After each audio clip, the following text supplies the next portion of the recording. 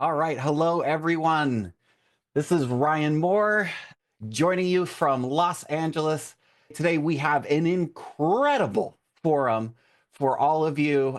We've got an all star lineup of cinematographers and camera designers, camera experts that have all had long history working in immersive media or giant screen media. So, this is going to be an amazing conversation about the different cinematography methods for modern planetariums and immersive venues.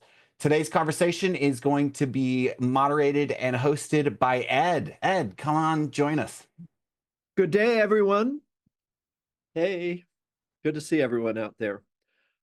Yes, let me just get started here. We do have an awesome panel. Daniel Ferguson, Michael Dowd, Pavel Akhtel, and Robin Sipp. Without further ado, let's just jump in. I'll introduce Michael. He's an award-winning immersive media producer, director, writer, based in LA. He adapted several giant screen films into 40 attraction films, including Animal Kingdom, Sea Lions, Life by Whisker, and Shark Kingdom and Turtle Odyssey. He also created World Flight in 8K, 60 frames per second, immersive dome film for flying ride attraction at Wilderness Resort in Wisconsin, now in its third year. He served as associate producer for the blockbuster shows Mesmeric and Beautifica and consulted on 3D conversion of Mesmerica for giant flat screen theaters. So Michael's current clients include K2 Studios and Soto Studios, and of course Worlds, who produces Mesmeric and Beautifica. So, hey, Michael, come on screen and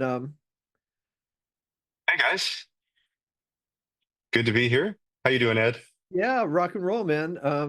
Tell us what you've been up to and your take on shooting for domes and spheres. Absolutely. Well, let me replace this current share with my keynote here, and let's do this thing. If Zoom will let me hit the play button. Come on, Zoom. There you go. Nice. So I've entitled this section of the conversation "Fulldome Live Action Cinematography: Capturing a Ridiculous Number of Pixels," and it is ridiculous. And I'd like to quote the opening line of The Lord of the Rings, which said, "The world has changed," and it really has. And this change started a long time ago with planetarium domes, but it wasn't until the 1980s that we started projecting video to fill the entire dome. And that was using pretty primitive technology, all things considered. It was basically a set of CRT projectors because they were the only ones that could give you reasonable blacks that could blend together. And even with that, the blending of those projectors was never super smooth. And you could always see the individual outlines of the projectors. But the other problem with domes is you're much closer to the pixels. Imagine taking your 4K TV and bending it over your head, and that the size of the pixels is much more enhanced, and you also lose half of them behind your head. So there's that. So let's get into the pixel problem. If you look at the very bottom, you see what VCD. This is an old thing. That's not even a thing, but DVD. How much resolution you have in just a DVD, and then if you move up to 1080p for like high def, it's still not very big, and even 4K is not huge, and even 4K on a full dome is significantly higher than 1080p. But then when you look at 8K, it just gets crazy, and you're also talking about 8,000 by 8,000 pixels, and that's 64 million pixels that you're producing and playing back per frame.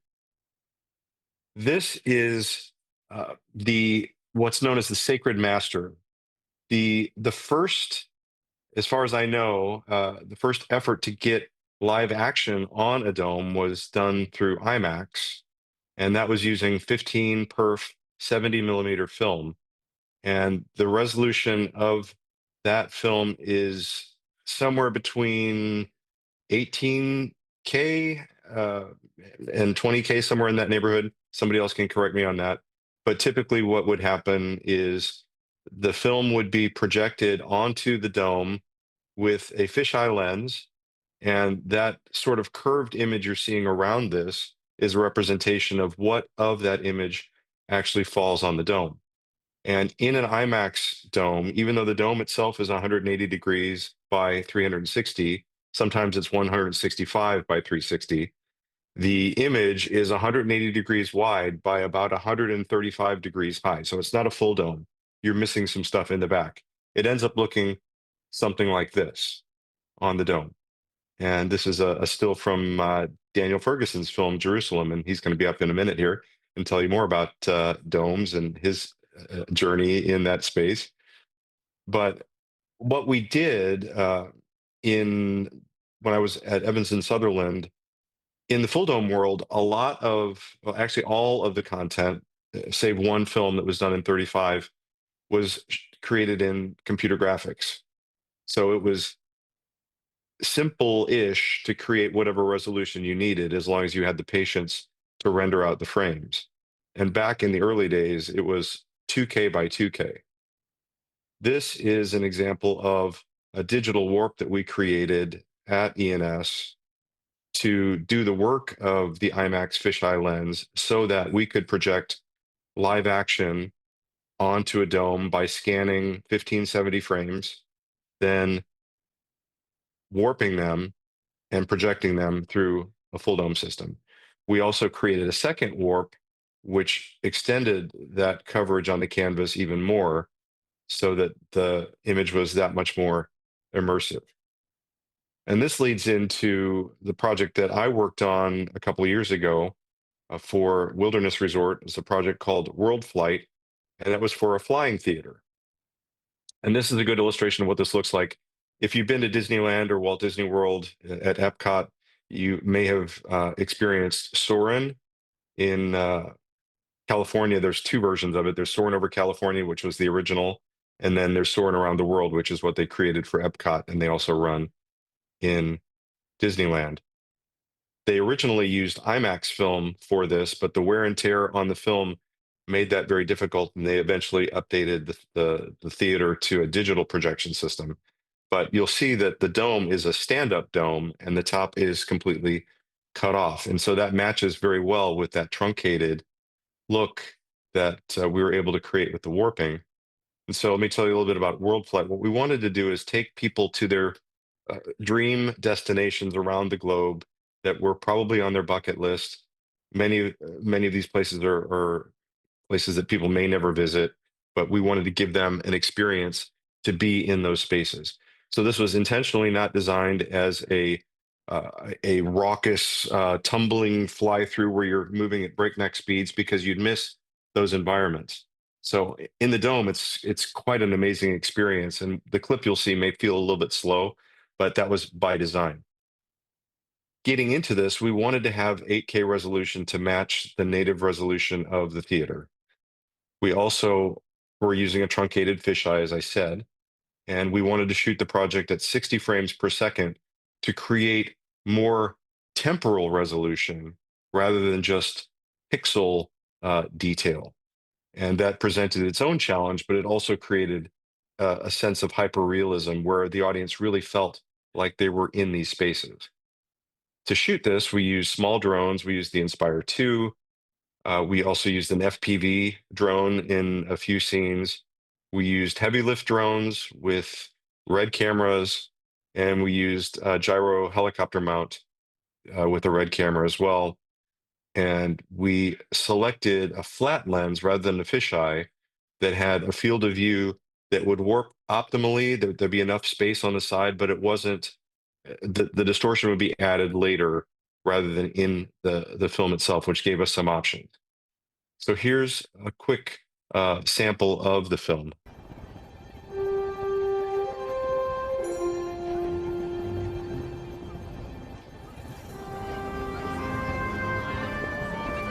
So when the film starts, doors open and the chairs push into the theater and the chairs will move with this. So sort of the dramatic beginning. You may not notice the 60 frames as much on a small screen, but if you look for the fact that there's very little motion blur, there's that extra realism that 60 frames per second creates. This was an FPV drone.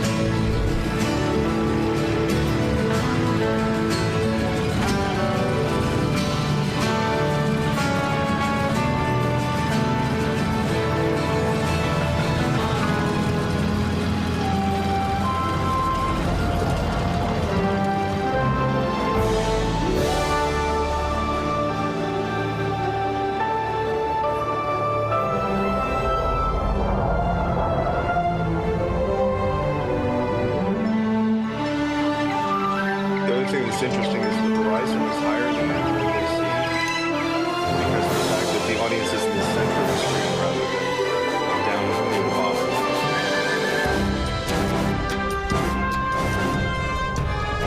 Anyway, I'll stop that real quick. And then this is just a quick peek at how well the film converts to flat screen because it was shot in flat screen and then warped for the dome. Just take a moment to show you this.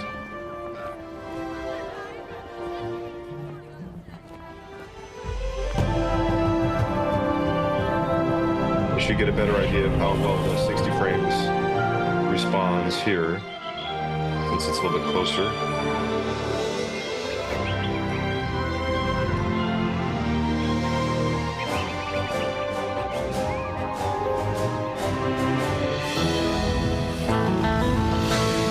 Okay, let's just move on from that. So the implications of both domes and 8K 60 frames per second are many. One, it requires thinking about a new post-production pipeline. Most post-production studios are set up for 2K or 4K post-production. 8K is 4 times the bandwidth, and there's a high bar to set for that. When we did the post-production at Photochem here in Los Angeles, we had to get a special suite set up for that, and it took just an enormous amount of time and money just to transfer the raw files onto their servers so that they could do the color grading for us. And plus, there's a new grading technique that's involved with every dome screen that's different, especially when we're talking about LED domes. And I haven't even touched on that, but these are domes that can create 150 foot Lamberts of brightness and infinite contrast. So there's a whole nother way of approaching the grading of those films. And then in some cases, LED domes are not very happy with 24 frames per second because you get a flutter. So you may have to do frame rate interpolation, and that can create its own antics on the screen with artifacts that are a result of that process. You also need a more perfect extraction if you're shooting in domes to get a flat screen version. But to get the optimum dome image, there's an argument to be made for shooting in the dome or in the dome format first. Also, you have enormous storage and compression issues. You want to have, you need to have a lot of storage to handle this data that is moving through. When I was talking with the folks at the MSG Sphere, the film Postcard from Earth, it's 45-minute film, and the storage is measured in petabytes, not terabytes, which is insane. And then what kind of compression do you use? How much of it will you see on an LED dome or on an 8K screen? How much raw bandwidth do you have to push through the pipe to get it to play back? And then, of course, on set when you're shooting, you have DIT challenges. It takes a fixed amount of time to transfer data off the card that was in the drone or in the camera onto a storage medium and then refresh that card so you can shoot again. Or you have to have even more cards, then you have that problem constantly transferring over while you're shooting.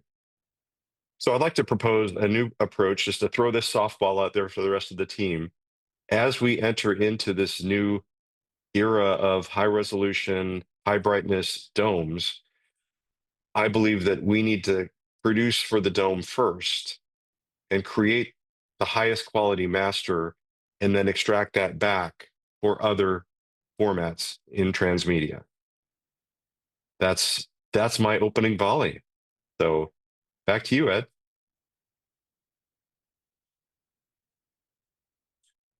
Thanks, Michael. Yeah, you're one of the few people who've actually bridged the Fulldome and giant screen and also the soaring theater worlds. So really appreciate your insights. Thanks.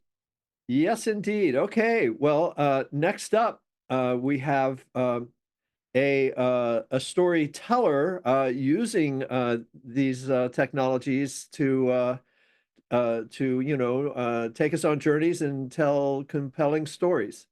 Daniel Ferguson is an award-winning writer and director, specializing in IMAX and theatrical documentaries. His credits include Jerusalem and Superpowered Dogs. Both are Best Film winners at the Giant Screen Cinema Association Achievement Awards. His 2015 feature documentary, Last of the Elephant Men, won with 4 Canadian Emmys and was nominated for the Green Oscar by Berlin-based Cinema for Peace. Most recently, he wrote and directed The Heart of New England, conceived and shot entirely for the Giant Dome Theater at the Museum of Science, Boston. His current giant screen film is Einstein's Incredible Universe, due for release in 2026. So, Daniel, why don't you come on screen here and take it away. Thanks very much, Ed. And Michael, I appreciate that opening volley. May we meet at the gates of Mordor. I want to also, I've got the chat open. If people want to throw questions, I'd like to try and be as brief as I can to allow for questions at the end. As Ed said, I'm going to talk about story. And there's sort of the 2 imperatives that I think are really important in framing this discussion, because I want to recognize that this is really about domes. Number 1 is the story you're trying to tell.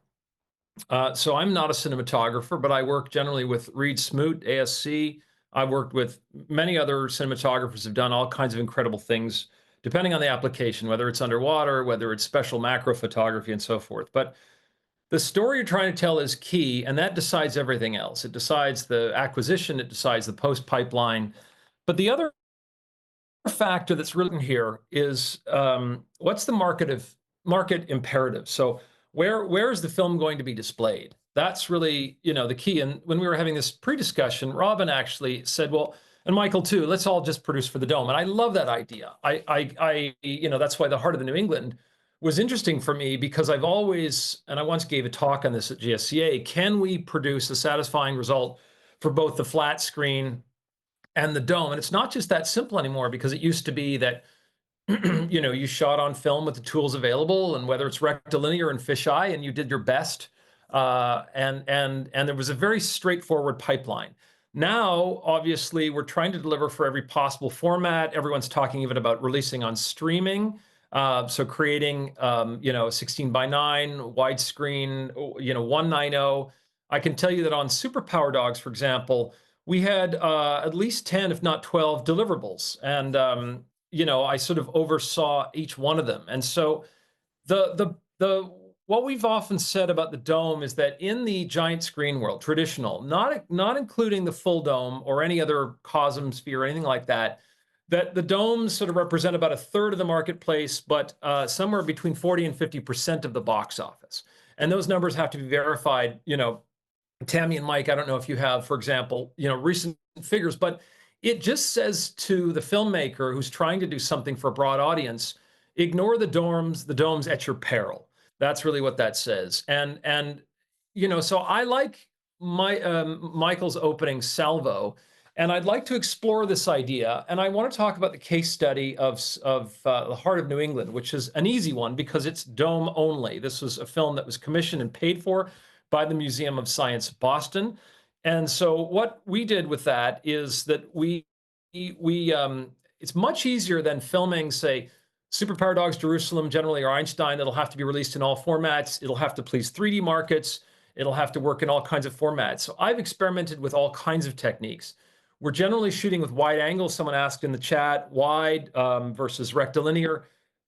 Every film that we do generally Reed and myself and any other cinematographers are going to join us. We always get together, usually in Los Angeles with Keslow and others, and we test every possible camera that's out there, and we test the lenses depending on what the story requires. If it's a low light story, if it's high speed. In the case of the New England film, we were going to film the Boston Marathon. So, filming faces and people and trying to capture emotion was really, really important for us, as well as wildlife, weather, making snow look good. There's all kinds of considerations here. What we wanted to do is we started, and I'll share some. I'm going to share some images from kind of our testing, if everyone can see this. So what we did, this is us in Los Angeles. We actually brought out the MSM 9802 camera, the IMAX film camera, and we really wanted to see, even though the Museum of Science was switching over from film to digital, by scanning this film material, can we actually gain in resolution? And I will tell you right off the bat that 65 millimeter capture for wides and cities and things like that with the 30 mil lens, which is the traditional fisheye lens that we used to use, does produce astonishing results. And it's, I would say even on the 4K IMAX projection system was noticeably better than anything we had at the time, which included what we tested was the V-Raptor, the Venice 1. Now we've been testing the Venice 2. Obviously, it didn't work for our pipeline. We didn't use it, but we were disappointed with the fisheye lenses available at the time, specifically the 8 to 15 millimeter lens, which I know a lot of people use. We looked at all kinds of wides, 10s, 12s, rectilinears. And it wasn't until Pavel came along and said, have you considered the HAL Antonia 220 lens, which, thank you, Pavel. I owe you a beer at the conference if you're there. That we really realized that there was something else that we could use here, and we put the HAL to great use. We also use things like the ARRI Signature. This is the ARRI Signature 12. We ended up using even the R5C camera for the Heart of New England. This is with the dome port, using the 8 to 15 that I mentioned. This is a heavy lifter drone, and we're using a V-Raptor and the 15 millimeter Zeiss Prime, the Supreme.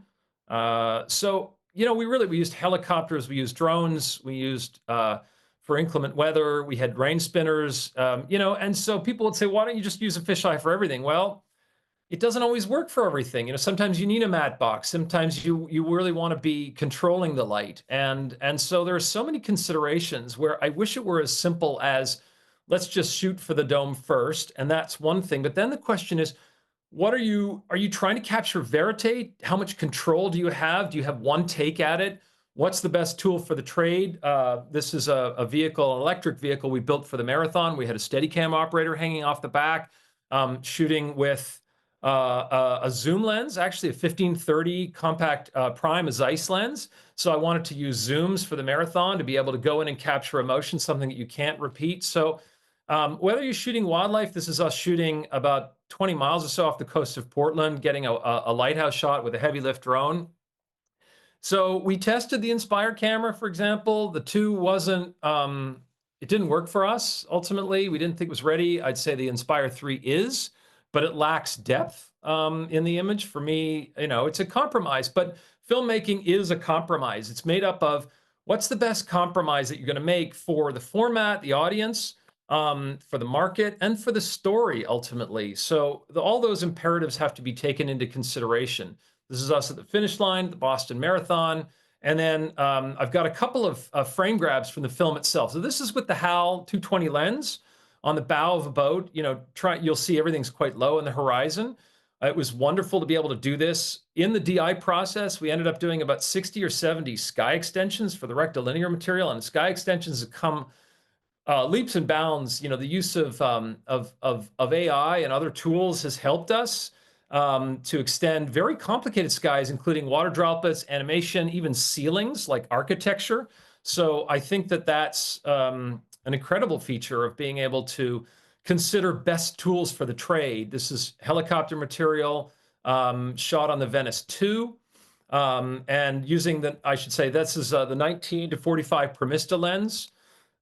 This is just some fun. We shot 500 people dressed up as Santa Claus. How can you give this a miss when you're shooting all the idiosyncrasies that make New England unique? I'm now going to share, I'm going to share a little bit of video, and then I'm going to probably stop talking and leave the rest of my time for questions.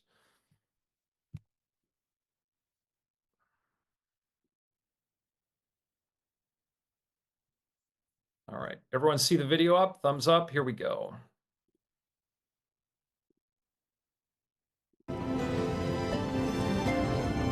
The foundation of the Gulf of Maine starts with microscopic plants.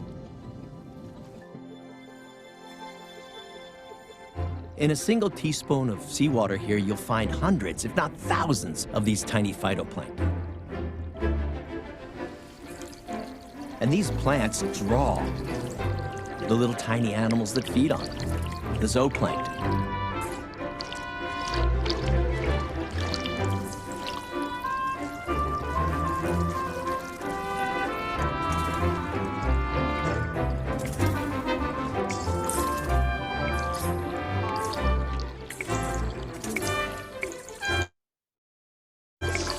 That's what drives this incredible, flourishing marine ecosystem that draws animals literally from all over the Atlantic.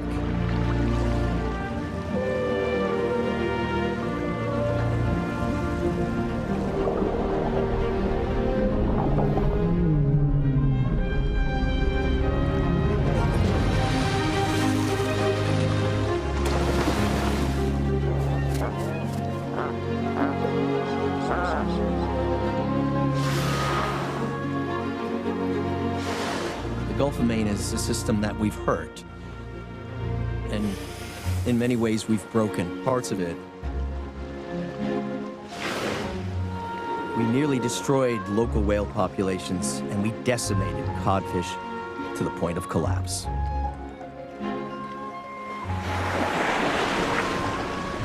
And yet, despite everything we've done to hurt the Gulf of Maine, we've shown that we can fix it. We've passed laws that give marine mammals the highest levels of protection.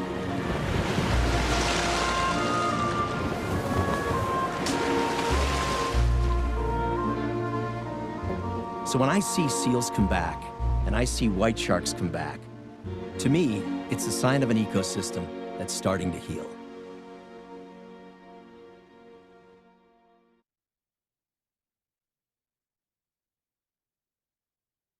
All right, so thanks for the comments in the chat. I'm basically going to stop there. I feel like, ignore the domes at your peril, absolutely, in all caps, thanks, Tammy. Ed, I'm gonna throw it back to you, and I will just wait and use the rest of my time, as I said, for questions, as technical as you want it to be, or as story-driven as you want it to be. And really, thanks everyone for supporting the domes, and ultimately trying to make, better films that are going to excite audiences, both about the format and the possibilities. Because I think audiences are incredibly sophisticated these days, and I think we all need to up our games, both in story and technically. Thanks, Daniel. Hey, there was a question real quick from Ulrico about the budget for Heart of New England. Yeah, it's a great question. So the budget was 5.75 million, and that was, again, it was a commission from the Museum of Science, and those don't come along very often. I mean, most of the films that I've made that have to please all markets are somewhere between 5 and 8 million US dollars. So we're talking about the high end, and that allows us, obviously, the luxury of R&D, a long sort of scripting and gestation process, and it used to be that we made these films for, somewhere between 8 and 12, like 10, 15 years ago. Those budgets have come way down. And I need to say that, depending on, who the funders are and how much equity ultimately goes in, because that really, the equity has taken a huge hit in terms of the economics. We could have a whole seminar about that, but we won't. And I'd say probably that the average budgets for these films, and others can correct me, is, coming down for somewhere between 3 and 5, all said and done. And I know people are making them for less, and I don't mean to say that money equals quality, but I do think that some stories require a more robust budget scope. And so that's really the key for me is choose the story wisely depending on the budget parameters that you have. Awesome. Great advice.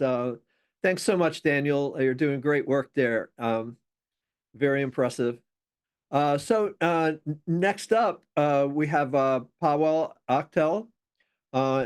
Pawel's career spans over 2.5 decades, dedicated to pushing the boundaries of visual storytelling, particularly with underwater cinematography.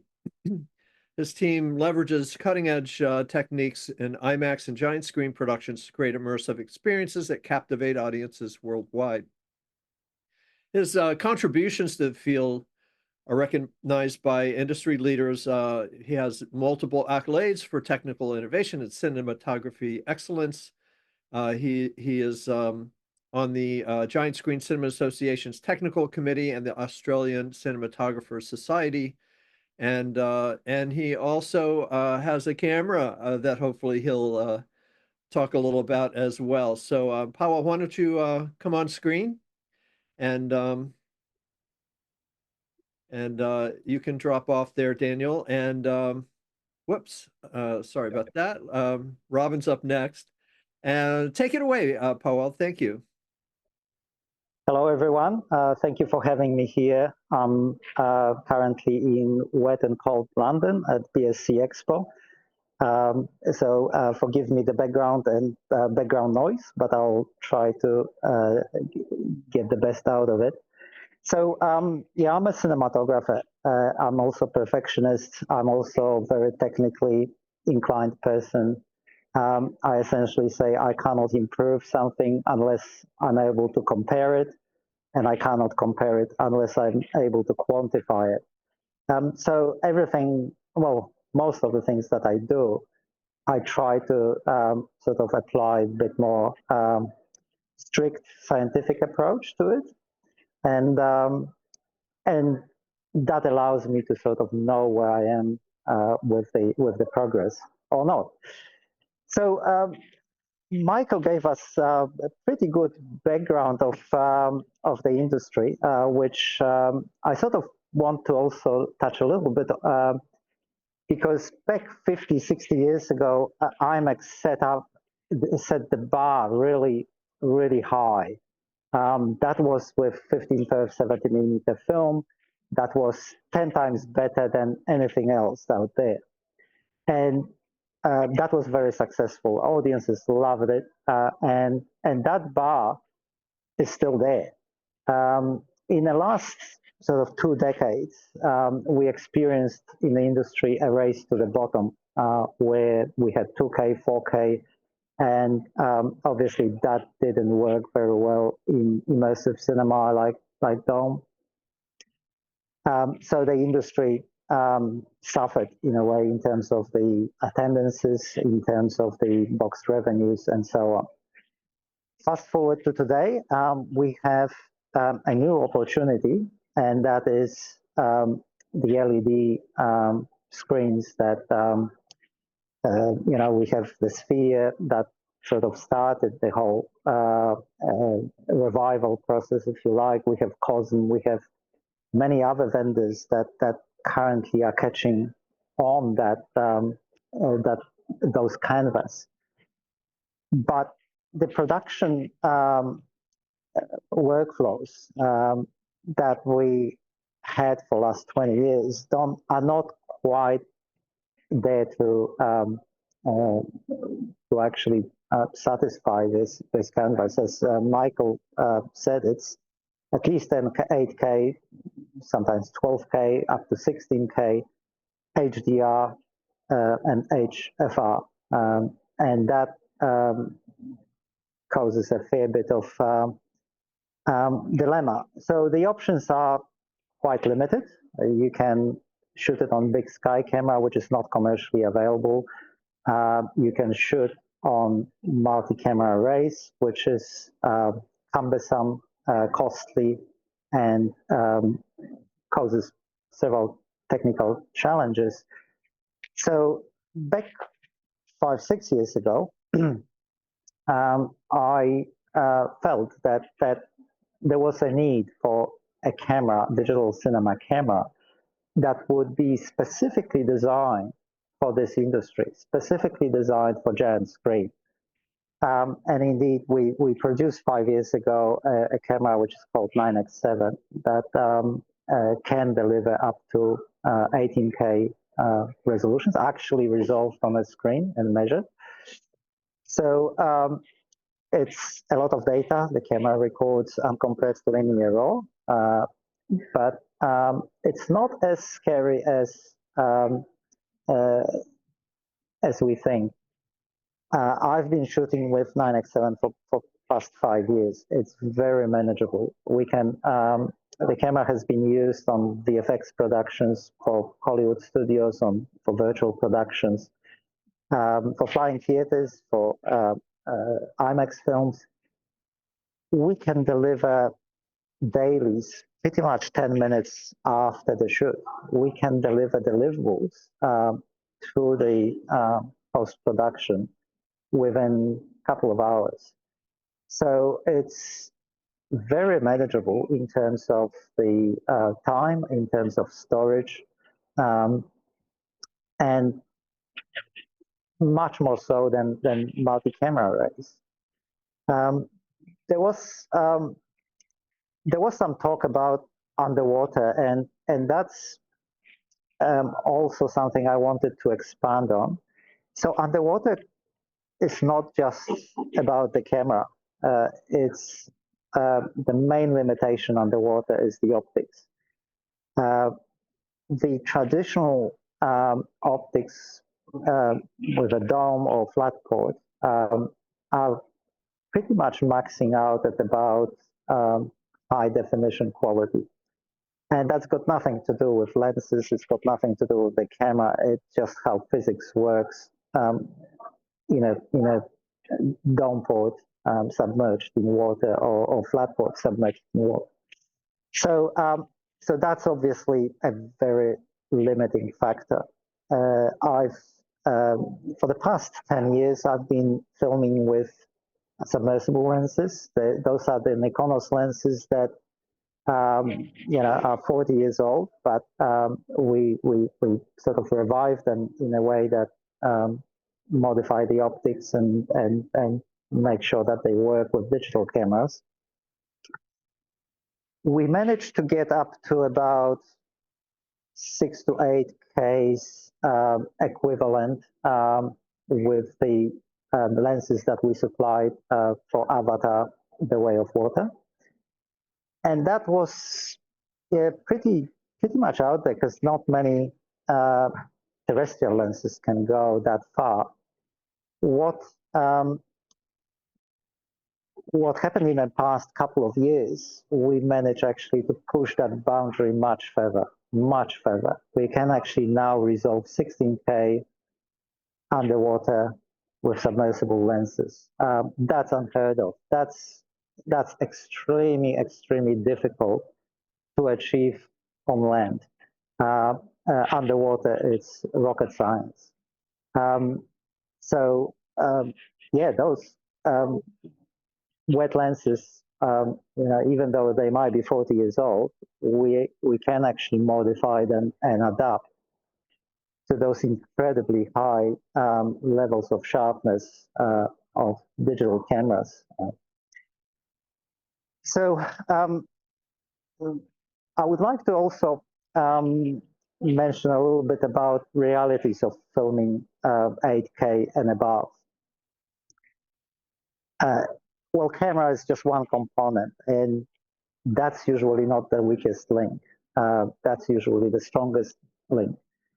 What's the weakest link is focusing. It's the diffraction. It's the lenses. It's the depth of field. It's all those things about the cinematography that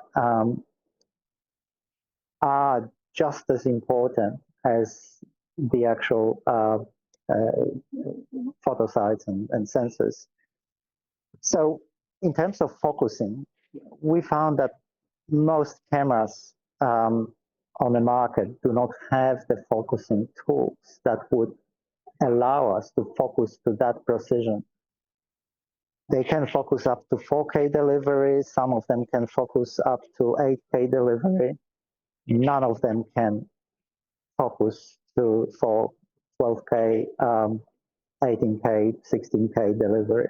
It's the higher the resolution, the thinner the depth of field, and also with aperture, you will find that f5.6 is already diffraction limiting the images.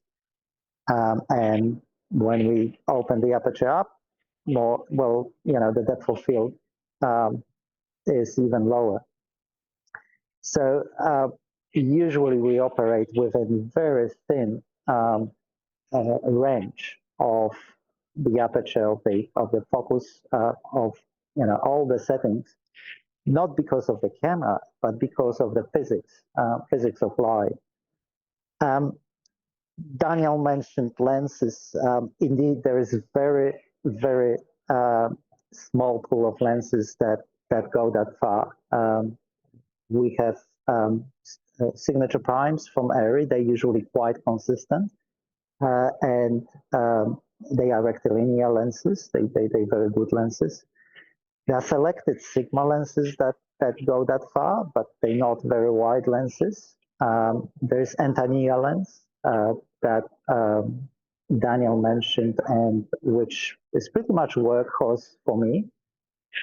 It is a sharp lens. It's not a very friendly lens. It doesn't focus like a regular lens, but that's probably the best that we have so far. Recently, I've got very excited. I've got some custom lenses made by Sigma that I'm actually receiving next week. And those lenses are fisheye lenses. They are equidistant lenses. So exactly what we want for the dome. And guess what? They are absolutely the sharpest lenses I ever tested by far. They resolve 18K corner to corner, even in the very corner of the lens. There's absolutely no aberrations, and very high contrast. It's like if they were defying physics. So I'm sort of very excited about that. I can't wait to start using those lenses because it's just the next step in a whole puzzle of things that have to, all the ducks that we have to have lined up to get that sort of image quality up on the screen. So that's probably all I have for today. I am going to take questions and I'll hand it over to you, Ed. Thanks, Paweł. I put a link to your website in the chat with your camera. So Paweł is shooting at some very high resolutions and was, I guess, is compatible with the Sphere, right? The Sphere. It was originally created for the Sphere, yes. Right. Awesome. Well, thanks for sharing and enjoy the show there. Stick around for the Q&A at the end. And anybody has questions, please pop them in the Q&A and we'll bring all the panelists back up at the end. So finally, we have Robin Sipp, who's actually on a shoot right now as we speak. Hopefully he can join us for the Q&A, but he did provide a video. Robin's a writer and director for Mirage 3D, produces immersive cinematic films for digital full-dome theater, science centers, VR environments. Clients include COSM, Meta, Zeiss, Hamburg, Planetarium. He's been around for a long time in this business, and we're going to get to hear a little about his progression from the very beginning as the camera technology evolved. He made the first 4K digital film in 2007, the first 3D full-dome film, Dawn of Space Age 3D in 2008, and his films are playing in over 600 Fulldome theaters and science centers around the world, including titles such as Natural Selection 3D and Dinosaurs at Dusk. So I'm gonna bring Robin on to take it away, and here we go. Hello, my name is Robin Sip. I'm the founder of Mirage 3D Studios in The Hague, the Netherlands. And for the last 26 years, we've been making... Whoops. Let me try that again. Hello, my name is Robin Sip. I'm the founder of Mirage 3D Studios in The Hague, the Netherlands. And for the last 26 years, we've been making Fulldome films. Like everybody else, we started with CG computer animation, because in the early days there were no cameras, no digital cameras at least, that could capture the resolutions we needed for Fulldome. But then around 2008, 2009, there were SLR cameras, photo cameras, that had the about 4K vertical resolution in their sensors, and we started to use time-lapse, started to introduce time-lapse into our films. For example, here these auroras. And the great thing about that was that you could also move these cameras on sliders. You could combine two to make 3D. But of course, it was limited to time-lapse only. And then a little bit later, when the first red cameras came out, we started to experiment with them. And here's a setup with two red Scarlets back in 2014, where the idea was that the front-facing camera would only film a part of the fisheye, so truncated fisheye, and the top-facing camera as well, and they would be combined in post. So, for example, the front-facing camera would see this image, and from left to right, you truly have a 180 degrees field of view, which we really want for the dome, but top to bottom, at the circle, the fisheye is truncated. But then the top camera is filming a similar image, and then in post-production, when you combine the two, we would have a true 4K by 4K live-action image in the time when there were cameras with only 4K by 2K sensors. This worked pretty good. There was only one stitching seam normally facing the ceiling or the sky, so this worked pretty good. But in those days, 3D was also highly in demand for Fulldome theaters. So we built a different rig for that, with the two red cameras facing forward, with a left eye and a right eye being very close to each other, simulating the eye distance. But then they're both truncated again, and there was no space to add additional reds for the top, so we had some smaller cameras for a fill shot for the top, which wasn't 3D, but the sweet spot was 3D. Nowadays we wouldn't use GoPros anymore, but in those days we did.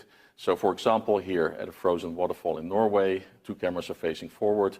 This is the image of the left camera. The right camera would have a similar image. And then this is the most important step, this front-facing camera view we would rotate down in post-production to fill the bottom part of the dome master. So the great thing about this is that you use the best part of the lens, and the best part of the lens is actually rotated down to the bottom where the sweet spot is of your final dome master image. So it's quite sharp. And then we use the fill shots for the top. We stitch those, warp them to the dome. This is more than we need. And then here we would combine, the lower left is the red footage. We combine it with the fill shots to the right image, which is again a 4K by 4K dome master, where pretty much the entire terrain is 3D and just the sky is 2D. So that's how we made films back in 2015. This actually also worked quite good inside tight compartments like this Lavaux, because the fill cameras were so close to the red lenses that the parallax was quite acceptable. But then we wanted to do a step further, because we still saw that fisheye lenses are not the sharpest lenses. We tried them all, and we really wanted to make something that was future-proof. So we decided to make a film about Mars and use our own chroma key studio in The Hague to film sets, but film them in parts. So we didn't use fisheyes anymore. We used a 15mm Zeiss cinematic lens to, for example, for mission control, shoot like different parts and then edit them together in post-production. There was a lot of work, and it also worked inside real sets. So we would film actors in different parts of the spacecraft with different takes, and then stitch that together into a 16K by 8K image. Here you can see one of these end results. So this is 16K by 8K. And if there would be actors in different parts of the spacecraft, we would film them at different moments. This effort only became kind of like, you only saw the effort really when the LED domes started to come up. You could really see the detail that was put into that. But I'll talk a little bit about that later. So the same technique we use for miniature sets. Here we 3D printed most of this South Pole telescope, scale 1 to 10. It's a 5-meter long set. We built the whole terrain around it, and then the green screen only functioned for the set extension. And this way we got a much more photorealistic or live action image from a location where it was hard to get to. So then the LED domes started to come about. And here you see a picture of the Experience Center of COSM in Salt Lake City. It's a 20-meter dome put on its side with the bottom truncated. So the interesting thing about LED domes is now you can actually make different shapes, more different than before, because there's nobody casting a shadow anymore on the dome, because the dome is an active display. But we also noticed that this new technology was beautiful, but also very sensitive to noise, to any kind of artifacts, anything that you did wrong in your footage. So a lot of the existing footage didn't look good. So we had to go a step further again, also in resolution. Here you see a picture of the venue of COSM in LA, and you can also see that they go beyond a fisheye, they go beyond a 180-degree image, because there's a cap above the dome, there's a hyperdome below you. So this is a very interesting thing about the future, about LED domes, that we can actually make hyperdomes. Here's a computer render of the Arizona Science Center, which will open at the end of the year. And this was a normal planetarium with a slightly tilted dome. However, they've now also chosen to extend their canvas to the bottom, so to drop down their dome in the front, making it a hyperdome as well. And the same is happening at the Prague Planetarium, which will open in June this year. They are a conventional horizontal dome, but they also go, the front, they will dip down 15 degrees. So what we need to realize is that this dome master image, which has served us so well for the last 25 years, is no longer good enough if you want to build content for all these theaters. So we basically have to say goodbye to our beloved dome master. So let's take a last look, and let's move on to another format which already exists. It's the equirectangular format. It's from, we can borrow it from the VR industry, where you have a true 360 by 180 canvas. Now, we don't have to use the entire canvas. We just use it as a container. This is probably the most important slide from the whole presentation, because here you can see an equirectangular image of Lake Como in Italy, where we draw lines. For example, those solid lines that say venue are the venue of COSM. So if you want to make content for the venue of COSM, your content needs to fit above those lines. If you at the same time also want to make it for a Fulldome theater, so we draw this dotted line dome 30, and your content also needs to fit in that space. Now, dome 45, there's not a lot of domes that are tilted that much, but it gives you an idea of the canvas you need to shoot, and there's not a single camera that can do that. So it's a new challenge, but it's also a very exciting time. Here you see us filming at Lake Powell with the very same technique we used in the chroma key studio by rotating the camera around and shooting many plates. Here you can see the result in the venue in LA when it was still being built. The interesting thing about this technique is that we shoot about 40 plates, and it takes about 30 to 45 minutes. And in this image, you can see all these red lines, and every polygon, every inside red line is kind of one 8K plate that is stitched together. And this is an image in Switzerland. Now, this, of course, only works in deserts, in mountains, in areas where not too much happens, but we're surprised in how many places this still works. There's a lot of post-production necessary to fix birds that are flying out of view, fix clouds. But for those who've been to the venues in COSM, they've probably seen these images before every show that you see. So then there was a request for us to build a camera rig to film Cirque du Soleil, the O show in Las Vegas. It was a very dark show, so originally thinking about filming with a truncated fisheye didn't give good results because of the LED dome being so sensitive to noise and a fisheye lens being not a very fast lens. So we decided to build a prototype of a 6 Red Raptor rig with faster lenses. These are 14mm Sigma lenses, very fast lenses. And they actually gave a good enough image in the dark. Of course, this resulted in a lot of post-work. But if you go to the venue in LA or Dallas, you can see the result of this rig. So what I'd like to end with is saying that we live in a very fascinating time where Fulldome is becoming mainstream. Since the opening of the Sphere in Las Vegas, Fulldome is becoming mainstream and it's not confined to science centers and planetariums anymore. So for us, Fulldome producers, we have a much bigger audience to aim for and hopefully also aim for a higher quality, both in stories and technical quality of our content. So please, if you have any questions, I'll be there for the Q&A, and good luck with your own productions.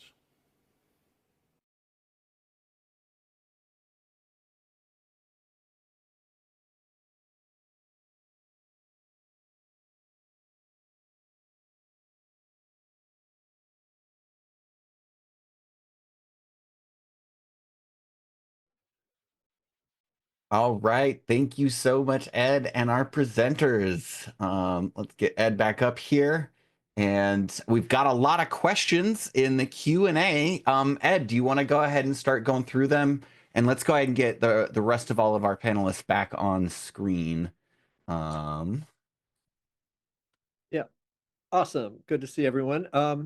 Sure. We have a question from Leo here. How do you see the material filmed in classic Fulldome rooms? Is the contrast of digital projectors a problem? Do you also film flat and convert it to the dome? So I think, you know, maybe, I mean, the biggest contrast issues are in projection domes, right, where you have the cross-bouncing light. But anybody want to talk to that? I can jump in real quick.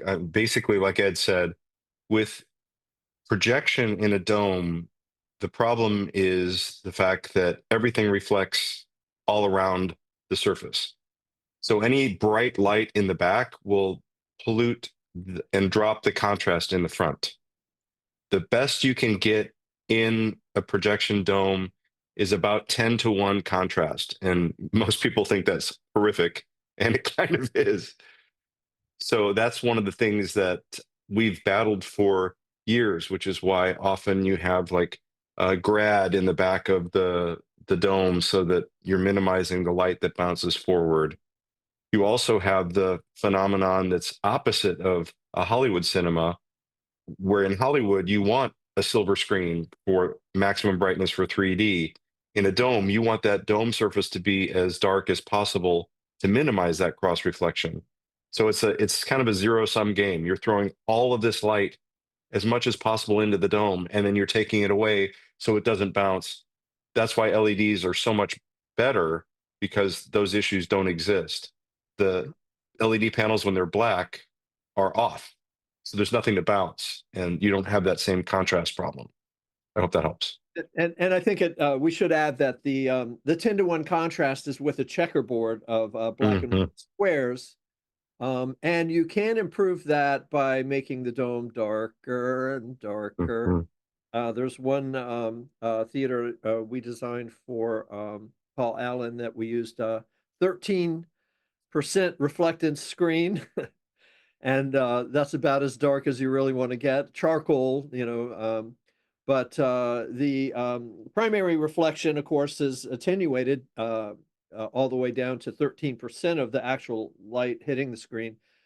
But then the secondary scattered light is attenuated once again. So the darker the dome, the better the contrast. And a checkerboard is how we measure that contrast, white and black squares. So that represents a pretty bright image, but it will wash out your blacks.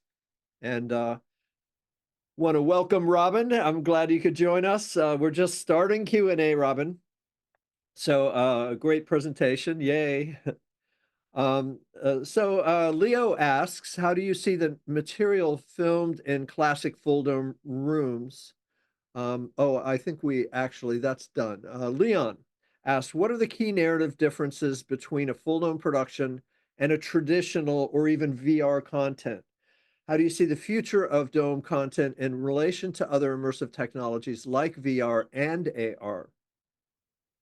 Anybody want to jump in on that one?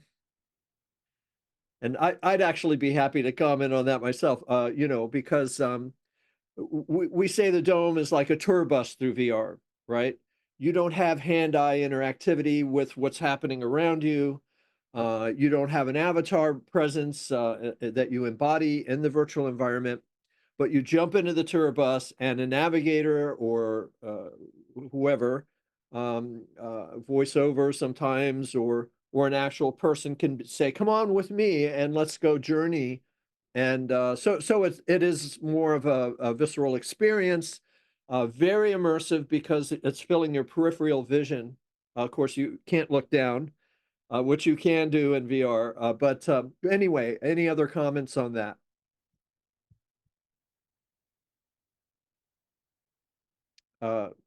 Okay. Well, I'm just going to add here that translating the experience to its final result is very difficult. There's an enormous leap of faith that happens, no matter where you're delivering. And in the heart of New England, we actually were discussing working with Felix and Paul and building and converting our footage to VR and taking a look at it. But the best for us was to go to the DI room, try and achieve a decent sense of contrast and saturation, and sit very, very close to the image, because you cannot digest the entire screen at once. That's the first thing you have to realize. You have to choose where you decide to look or where you want the audience to focus. And that is sort of similar. It's akin to the VR experience. And then in our case, we were lucky because we could go back and forth to Boston fairly easily, spit out a DCP, make an adjustment, tweak the sky extensions, tweak the saturation, the contrast, the grad, it just says allow a lot of time for finishing, depending on the venue. Make friends with whatever theater you're going to work with, and hopefully you've allowed enough time in your post-production pipeline to be able to do that, because there's nothing that translates really, and that's what I found in terms of a VR headset to the eventual projection. It really is important to get in that theater and to be able to tweak well before your world premiere. Yeah. The other thing I would add to this conversation is a framing that's been helpful for me. The Dome is not cinema, even though it has a lot of similar attributes.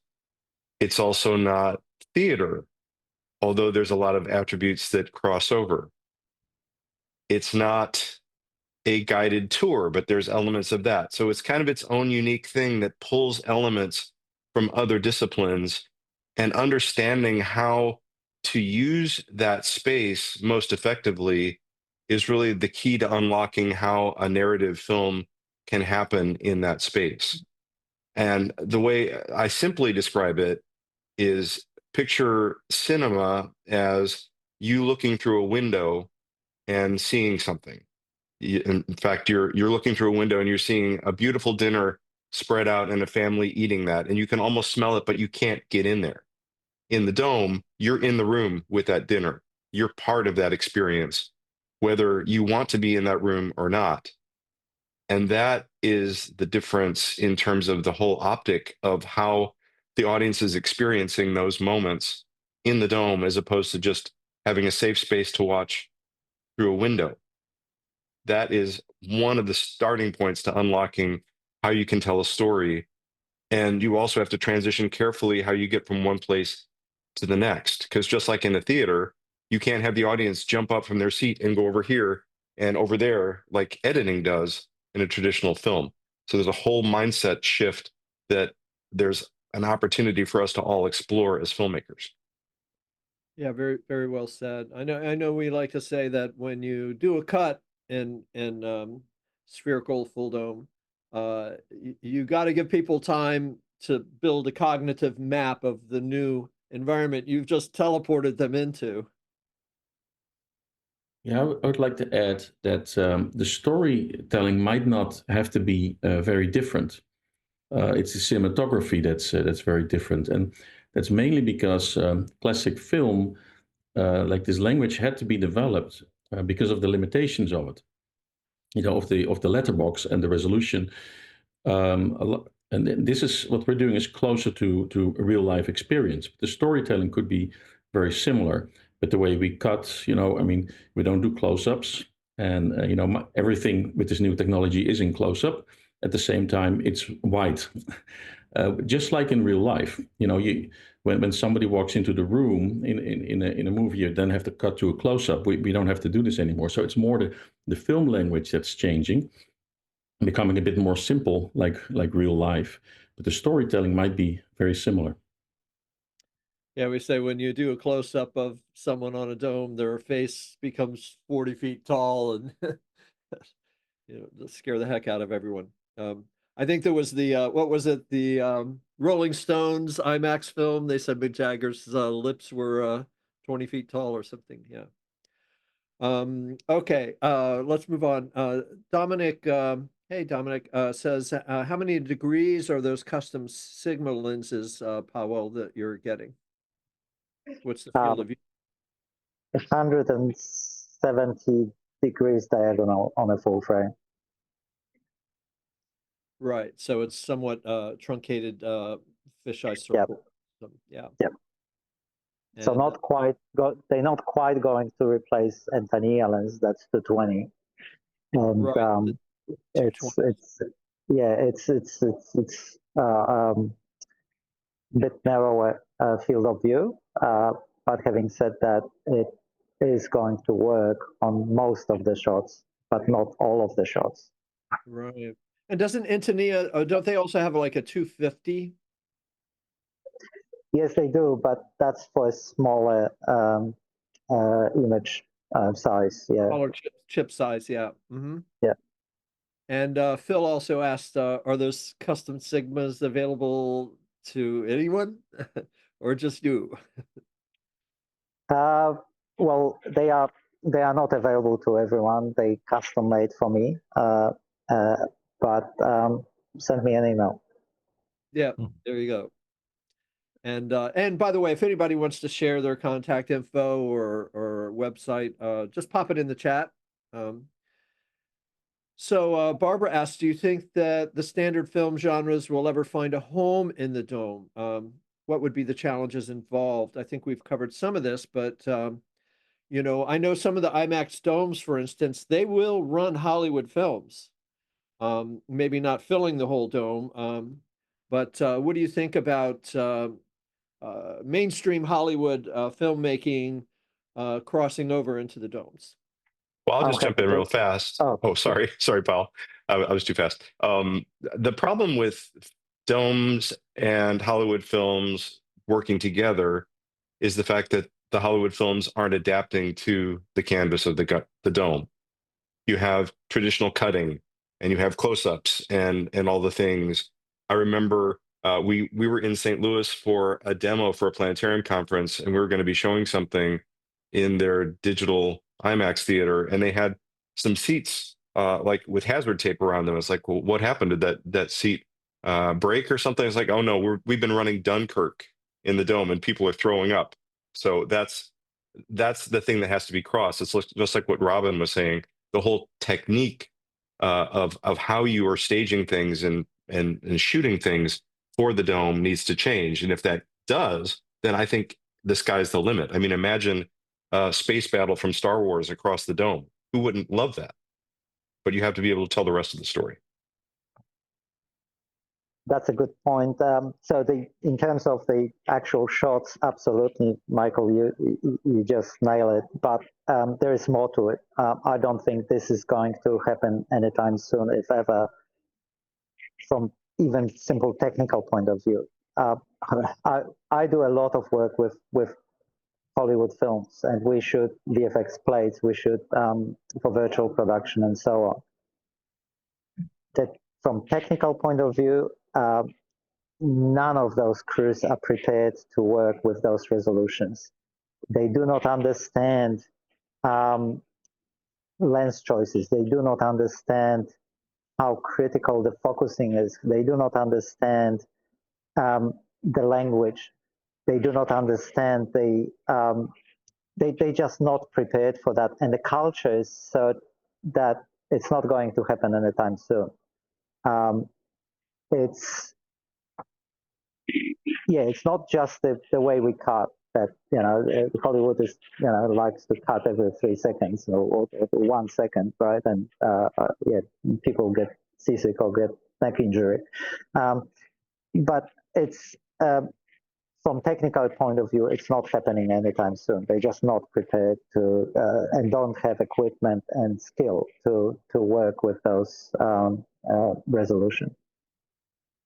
That said, I just want to point out, Jean-Francois mentioned on the chat, there is a really unique sort of narrative film that's playing at the SAT in Montreal. There are people experimenting with what Robin said, changing the narrative language to adapt to the fact that every shot is subjective in the dome and that the brain processes this differently. And I think, Pavel, you're entirely right, is that traditional Hollywood crossover where you're trying to please all markets at once is not going to lead to a satisfying dome, half dome, full dome, cosmic experience or whatever. We have the opportunity, I think, to make something that's designed really from the dome up. And I think audiences will be willing to pay a premium for this when they understand what that ultimately means. And then word of mouth is the rest of it. People will say, you have to see this, in this particular venue. Otherwise, your life is impoverished. That's what we need. And that's what we're on the cusp of.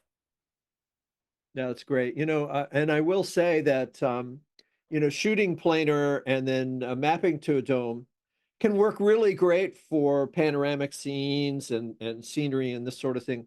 But when you get into closer spaces, what you lose is the proper geometric parallax. So when you have camera movement and there's objects coming at you, when shooting fisheye and then mapping to a dome, you have a geometrically correct replication of actually being there. And what happens, there's something, we call it monoscopic depth cues, where even if you have one eye, you can see in 3D by moving your head back and forth because the parallax on how objects move relative to each other, it sort of makes the dome scene pop out in 3D, which is a real special thing. So for those tight scenes, a fisheye in a dome film is really best. And of course, the pace of production usually slows down more in a dome. The action scenes, I think Kate McCallum says is what you're doing is controlling the audience's attention and moving about on the dome. You don't want to have people looking over here and then suddenly something happens over there and then they turn and they miss it, like that. So, and moving on, Simon is asking, how are you shooting, Powell, I assume, how are you shooting 16K underwater for the dome screen with submersible lenses? Like, are you using post-process to distort into the dome space, or are you shooting actual field of view? I'm shooting actual field of view. We use the modified Nikonos RS 13mm lens, which is a equidistant fisheye lens. It's been sort of tweaked and modified to actually attain those levels of sharpness. Focusing is a big challenge, but yeah, I did some filming in Tonga last year, filmed some humpback whales, and indeed we can actually see at least 16K in the image in terms of resolved detail. Obviously the shooting ratio is probably not as good as you would get on land. It's more challenging because you under the whale or in a situation where you have to at least dedicate 1% of your attention to staying alive. But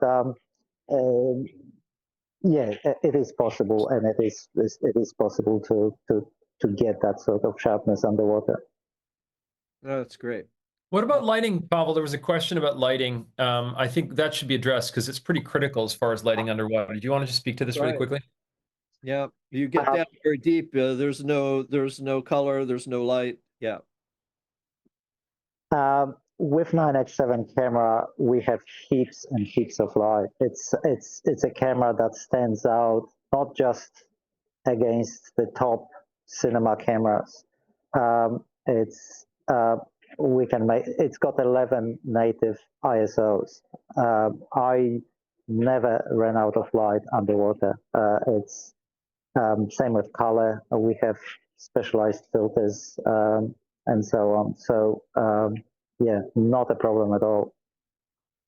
Yeah, if you I'll have share my dynamic anecdote range. just on the lighting front on this is that did a lot of tests. I would encourage people to move away from the sort of, dare I say, TV sort of side lighting where you come in with try and create a set.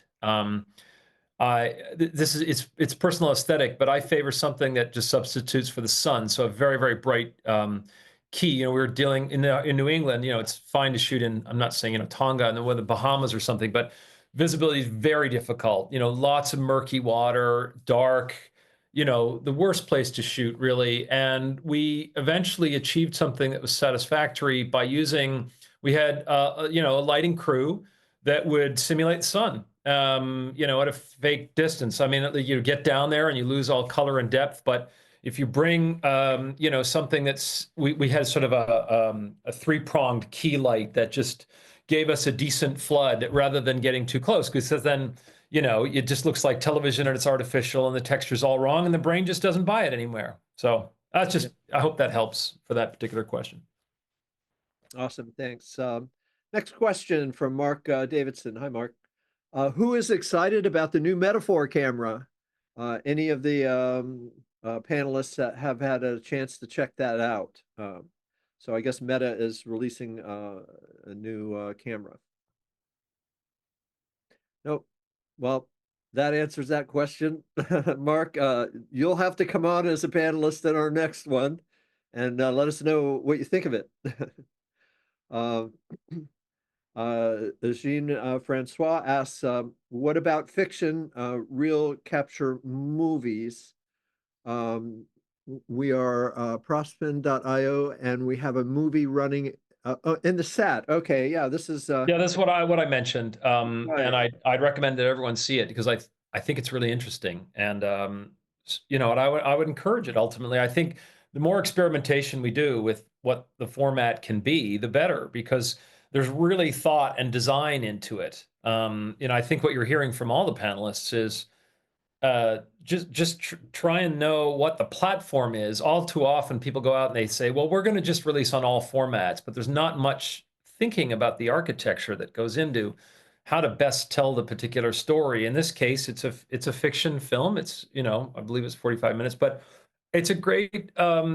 I think it's a great example of people experimenting with the possibility of changing the language to suit narrative, that because it's a hypnotic format ultimately, and that's why cutting in the wrong places and that kind of thing, there are all these rules, and I hate rules out of principle, but what we're in the business of doing is trying to trick the brain into believing it's there, first of all, but we're also trying to satisfy that desire of cinema to be an empathy box.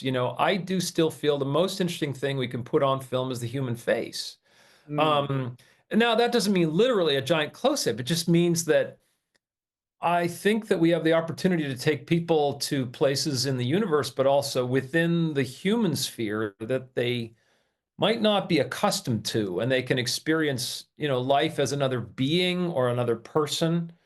And I think immersion speaks to that. There's a fundamental human desire for displacement, to be removed from our everyday life, whether that's to be reminded of the power of nature, the scale of the human experience in the universe, or just what it's like to live in a different part of the world or a different neighborhood. So whatever we can do technologically and storytelling wise to make that more immediate, I think, is really important. Very, very well said. And I know Domefest West, we have a category for best narrative. And I know, in fact, Ryan, I don't know if you have any comments, Ryan, but he, when we first met, he actually produced a documentary film with a lot of live action. If you maybe want to say a few words, Ryan. Yeah, live action is great. I think Robin Sipp probably is one of the best experts. Daniel, you as well. But yeah, we found a lot of success just shooting with GoPro VR rigs and then post producing the exact tilt we needed for each dome that we were showing on. And yeah, it was an ambitious project. It was 2 hours long, so there's no way anyone in a VR headset is going to sit there and watch a film for 2 hours. But in the dome, it was pretty great, and it gave us a chance to really build a compelling narrative with a really great arc that brought the audience along, feeling like they were part of our team. So that is a fantastic use of it. And again, I would point to Mars 1001, where Robin Sipp did the same exact thing. If I can bring up a point about the need for immersiveness, already in the 19th century, people wanted to be immersed. There were all these panoramic paintings in Europe, probably in the United States as well. They were huge. There's a few surviving ones. There's one in my hometown, The Hague. There's one in Lucerne. And these paintings were about 1880, and they would travel, and people could come in from below. It was a cylindrical painting, and they were about twice the size of an IMAX dome. And it was just a static image. It was a huge painting, and people were submersed in a battle scene or a beautiful location. So I was thinking, already before cinema was invented, people wanted to be immersed. And then when cinema was invented, basically all these panoramas were closed. uh, but of course, cinema had its limitations. But now we're back to 1880, what people really wanted. You know, they wanted to be immersed, and now we can finally move this painting. Now we can finally make a movie on that, and it's not confined to science centers anymore. It's actually becoming mainstream. So this is a need we've always had. That's great. Yeah, even you know, some you think back, even the caves of Lascaux 30,000 years ago, you had these cave drawings and probably flickering in firelight, you know, looking real, and they're all around you, and drums beating, or who knows what, you know. And you know, planetarium films. I mean, I can't tell you how many planetarium educational films I've sat through that had no humans at all. You know, you're just flying through planets and stars. And Robin was one of the first to really start doing narrative in that world. So Phil asks, would the Actel 9x7 replace Robin's 6 Raptor rig? So we've done some measurements, and yes, you need at least 6 Raptors stitched seamlessly to match the same sharpness as single 9x7. You would obviously need more to allow for overlap. Yes. Yeah, I would agree. And that 6 Raptor rig was only built for that one particular show. It was not meant to be used as a perfect camera rig. It was just dealing with the conditions of that dark show. I mean, I think Powell's camera would have done great. It's still going to be hard to get the entire field of view. You know, if you really want to have the entire Hyperdome, then even Powell's camera is not wide enough. But you can also make concessions there, of course. You can not use the entire cap or something, or use 2 of Powell's cameras. But yeah, I would agree with that. We do have a 270-degree lens, so essentially pointing it up, you get 360 horizontally by 270 vertically, so you get pretty much everything but the tripod. Yeah, and that is a challenge. I mean, having done a little live action in VR, you get everything in the shot. I mean, the grip truck, you know, we had it on a robot, and you know, the operator had to control the robot dolly, but he's hiding in the bushes, you know, because otherwise he's going to be in the scene, and now expensive VFX to take that out. So Martin asks, how easy is it to repurpose dome footage for the large LED cube? I think he means cubed volumes, like Outernet in London. And I will say, you know, there is a huge difference in the design of these spaces, because the dome, you have a somewhat controlled distance between the viewer and the screen. You really shouldn't be sitting much more than, say, a quarter of a radius from the screen, or ideally half, you know, or actually half radius, or viewing from dome center. So the sphere is eye limited resolution from dome center. So if you sit in front of that, you start to resolve the pixels. But when you're in a walkthrough immersive environment, like a cubic rectilinear space, you can get much closer to the walls, and that's why you have 30 some video projectors in those spaces, whereas in a dome you might have 8 or 10. But has anybody tried to repurpose a dome show for a rectilinear space? No, but I was going to comment about some research that NSC Creative did a few years ago. They wrote a paper about the exact thing you're describing, where they're talking about eye limited resolution, and it really depends on where you are in the dome. If you're way in the back and you're looking to the front, 4K could easily be eye limited resolution. But if you're like 6 inches away from the screen, the number of pixels you need is phenomenal. And to your point, it's a sliding scale, and so you're never going to get it perfect for everyone in every place. Yeah, and that's actually, you know, there are some domes that are still omnidirectional, concentric seating. All the seats face the center, and it's kind of cool, like you're sitting around the campfire. The closest you get to the screen when you're looking dead on is greater than the radius. In other words, you're sitting behind the dome center, looking across the dome. But so many theaters, you know, it's the bean counters versus you know, the producers who want an aesthetically ideal viewing situation. You put the seats. Oh, we can fit more seats in there. Why are you stopping the seats just past dome center? Let's push them all the way forward. And then in some theaters, you're actually looking at a wall and the dome's up here. You know, so I think theater design principles for these theaters is very important, to look at the sight lines and to optimize that. Let's see.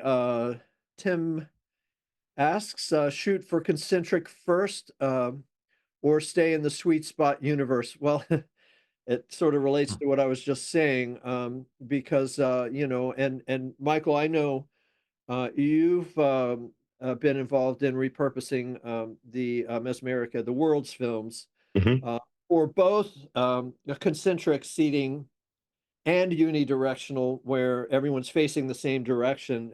Maybe could speak to that a little bit. Well, what's interesting and different is that in a front-facing theater, the sweet spot is right in front of you. In a concentric theater, the sweet spot is basically straight overhead. And so with Mesmerica, what we had to do in certain scenes is split it vertically so that the thing that you saw in the sweet spot in the front is also mirrored into the back, which means that in some positions you're watching that split, but you can still turn your head and see it. So it's a compromise. There's also certain scenes that we were able to just tilt up and move that point of interest higher into the zenith of the dome, but it does require touching every scene and repurposing and redesigning those so that they'll work in both environments. Yeah, it's definitely tricky, because you have like any text. How do you make, you know, you end up having to repeat the text around the dome multiple Hmm. times. If you put it at the zenith, it's going to be upside down for half the people. I had Correct. a long argument with Neil deGrasse Tyson before they built the new Hayden Planetarium, and I was kind of ragging on him about, well, why are you doing concentric? And he said, well, in space there is no up or down. You know, I'm like, well, what about other content like a human face? You know, how are you gonna? Hmm. Anyway, I don't know if he regrets it now, but the concentric is cool for certain things, but it's also, you know, think of the sight lines. You have half the audience is in your field of view looking at you, you know, from across the other side of the theater, instead of pixels. right? So that's why tilted dome theater, if your goal is to put a pixel on every nerve ending in your retina, the tilted dome really approaches that best. Have a question here for Robin. Unfortunately, Robin, I know he's on a film shoot. His break's probably over. But Andy's asking about the Insta360 Titan. Has anybody tried using that camera for domes or VR?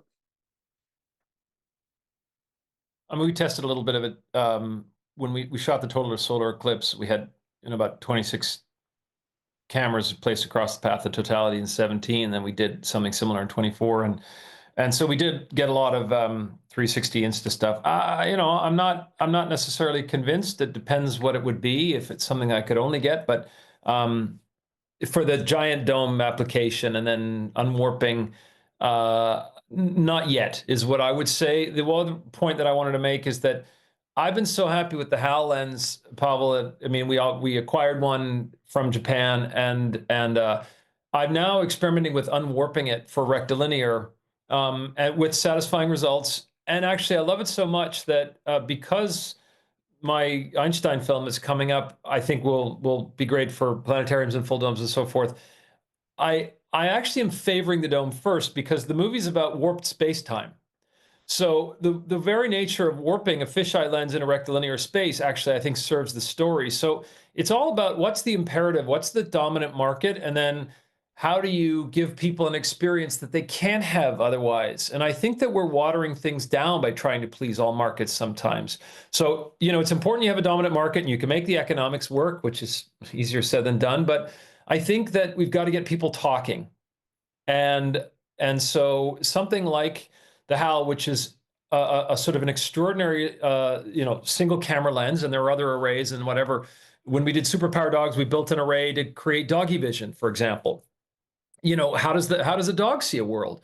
How do we translate the olfactory world into our visual one? And so all of these things that make the format novel and that have the technology serving the ultimate experience, I think is really, really important. And I think the public loves that degree of experimentation. So I'd push people to go further.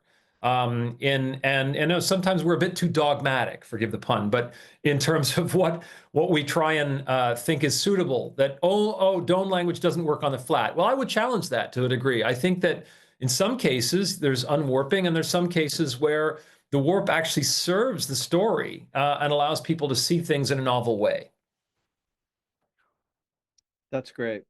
We have a question here from Ulrico, and he was referring to Daniel, your comment about get into the dome venue before your world premiere.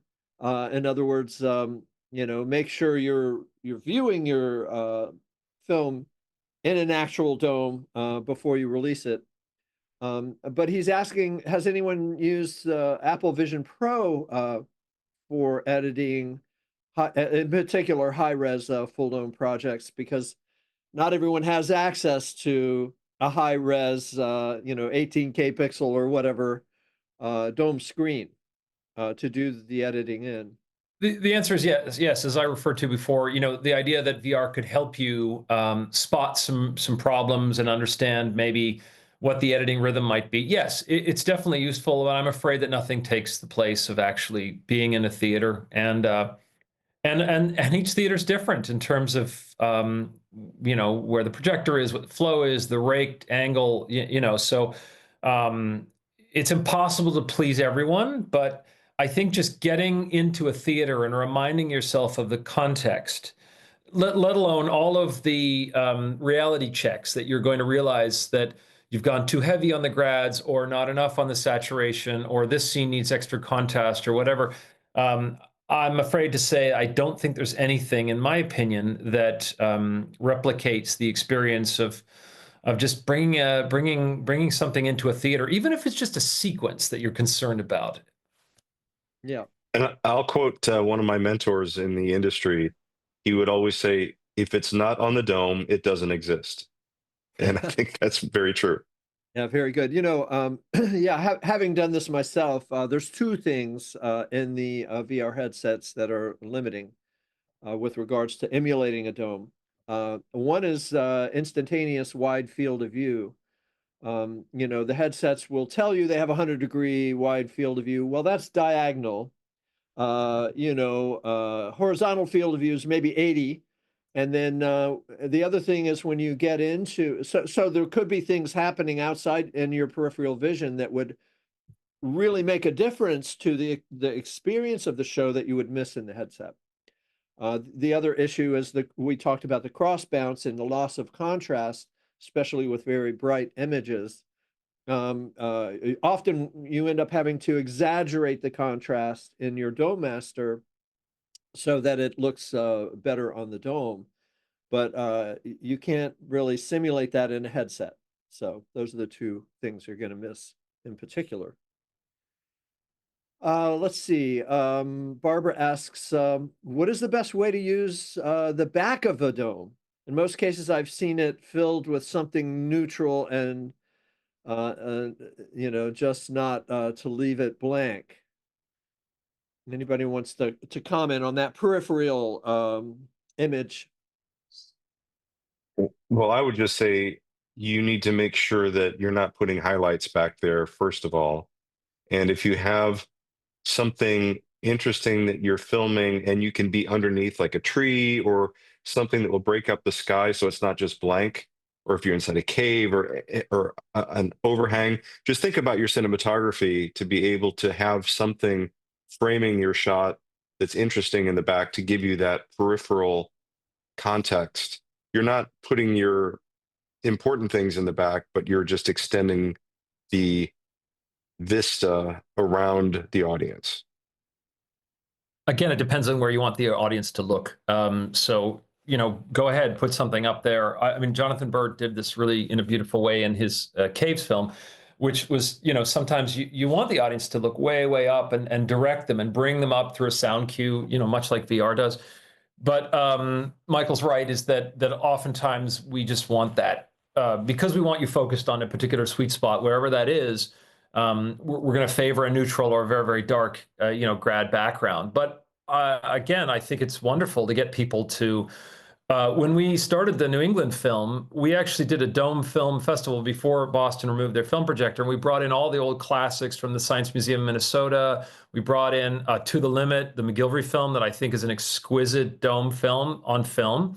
And it was wonderful to see how people used that sense of drawing the audience up, which I fear isn't done enough. I often love to take the full screen away from the audience and then give it back to them. And one of the ways to do that, Michael was saying, is bring them through a cave, under a bridge, or whatever the architectural feature is, so that you actually remind them of the novelty. Because let's face it, after 5 minutes of being in this incredibly immersive environment, the novelty wears off and the story better hold up.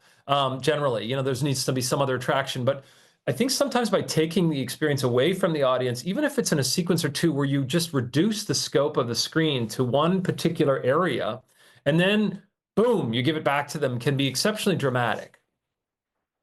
Very good. We're gonna have to wind it down here quickly. I will say, you know, with regards to the back of the dome, the reason for having that there is when, depending on where you sit in the theater, you always have that peripheral vision excited. So it is somewhat important to the experience. Leo asks, how do you work with distributors? Are they interested in films that tell stories in Fulldome? I think this is a type of content that is not yet fully appreciated. Anybody want to talk to that? Yeah, there's always room. I mean, it depends whether it's landing with an audience, depends whether it's resonating, depends whether it feels authentic. You know, I mean, I'm afraid to say we've all seen examples of, you know, a hybrid narrative filmmaking that for a number of reasons, whether it's anemic budgets or whatever, or whether it's just that the time wasn't taken, where the quality just doesn't feel up to the level that we're maybe accustomed in larger budget formats. And so it's steered us sometimes away from narrative, because the audience's expectations are very, very high. There's no room for hiding in this format. And a lot of narrative cinema is based on hiding. You know, it's a magic trick. Like, you're only dealing with this frame, and outside the frame there's all this artifice, and we have a hard time hiding that artifice. Every costume has to be hand stitched. Every dirt has to be under the fingernails. Like, that's the authenticity, because an audience, a very sophisticated audience, they're going to sense right away that there's a degree of trickery or fakery, and they kind of fall out of the picture. So I would just say that those attempting narrative, I absolutely salute you, but just recognize somewhat the limitations and what you're up against, and there is a way to do it, but study other successes maybe first. I mean, if that's helpful advice. Excellent, excellent. Well, there are a couple lingering questions. One about camera tilt. Shoot full sphere and you can do the tilt later, right? Or 250, 270 degree, whatever. And then there's also a question about accessibility in domes. That's really more of a dome design question, I think. But as it affects production, I'm not sure if accessibility, I guess for sight impaired or hearing impaired, maybe there's gadgets for that or whatever. So, but I think we're just going to wind it down here. You guys are awesome. I mean, this is really quite a brain trust here, quite a wealth of experience. Ryan, you want to take us out? Sure, absolutely. Can we get a round of applause for Yay. all of our amazing presenters, and Ed for a fantastic job, yeah, moderating this. Martin, we see you got your hand raised. There's a few hands raised. Maybe you could follow up more directly. But yeah, we've got a lot of interest in this topic. We'll hopefully be able to retouch this again at Domefest West. I should not say hopefully. We will be talking about this topic at our festival during our panels and presentations. We are very excited actually to be announcing our lineup for all of the films that will be in this year's Domefest West coming up next week on the 18th. And in the meantime, we wish that everyone have a healthy, happy time. Thank you again to our presenters. If you want to go on our website, you'll find the page to this specific presentation, and they'll have LinkedIn links if you want to follow up with them. Michael, did you have a quick Yes, comment just before we jump off? one quick promo. In September, we are going to have the GSCA conference in both Austin for flat screen and Fort Worth in the LED Dome. And we're going to have a day called an Innovations Day dedicated to showing what's possible in this new medium and really pushing the boundaries and showing where we are and where we're going. So I would invite all of you to be part of that. It's going to be amazing. It's on the 20th of September. That's great. Yes, 20th September. Also, shout out that the GSCA Film Expo is happening at the beginning of March here in Los Angeles. Ben Mendelsohn, sorry that we didn't get to your question. Same, Dominic. Essentially, yeah, we could probably talk hours on hours about this specific topic, and hopefully will when the time is right. I do want to just make a quick shout out to our next Fulldome Forum that will be taking place on March 13th. We're going to be talking about advanced acoustic strategies for different venues. This will be a hardware-specific talk, and will be something that we invite any venues, planetarium managers to please come join us for that conversation. And then later on, when we move into April, if I can switch this over, we'll be also talking about the different strategies for creators with our guest host, Monica Bowles. That will be taking place on the 10th of April. You can find all of this on our website, domefestwest.com. We hope to see you at our future Fulldome forums. And again, one more time, huge thank you to the incredible presenters and their expertise, their time, and sharing this with all of us. We wish you all well, and we'll see you again soon.